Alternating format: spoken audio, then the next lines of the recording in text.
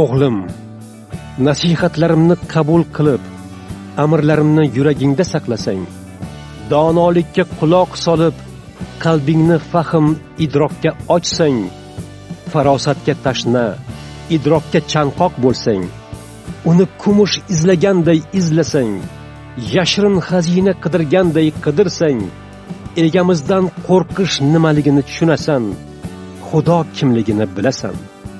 Chunki donolikni egamiz beradi. Bilim va idrok uning og'zidan chiqadi.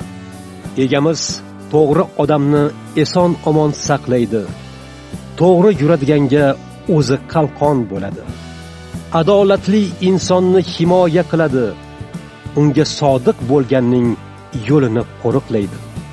Shunda sen to'g'rilik, adolat, odillik, ya'ni to'g'ri yo'l nima ekanligini tushunasan. Chunki yuragingga donolik kiradi, ruhing esa bilimdan zavqlanadi. Fahm farosat seni himoya qiladi. Aql idrok seni qo'riqlaydi. Yomon yo'ldan, yovuz gapiradiganlardan asraydi. Ular to'g'ri yo'lni tashlab qorong'ilikda yuradi. Yomon ishlardan xursand bo'ladi, yovuzlikdan quvonadi. Ular yo'ldan adashgan, so'qmoqlari ham egridir. Donolik seni zinokordan, til yog'lama buzuq ayoldan saqlasin. Buzuq ayol yoshligidagi umr yo'ldoshini tashlab, Xudo oldida bergan ahdini buzgan. Uning uyi o'limga, yo'llari o'liklarning oldiga olib boradi. Uning oldiga borgan odam qaytib kelmaydi.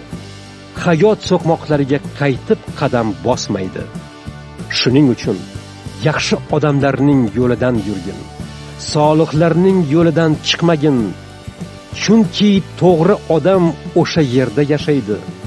Pok odam u yerda qoladi.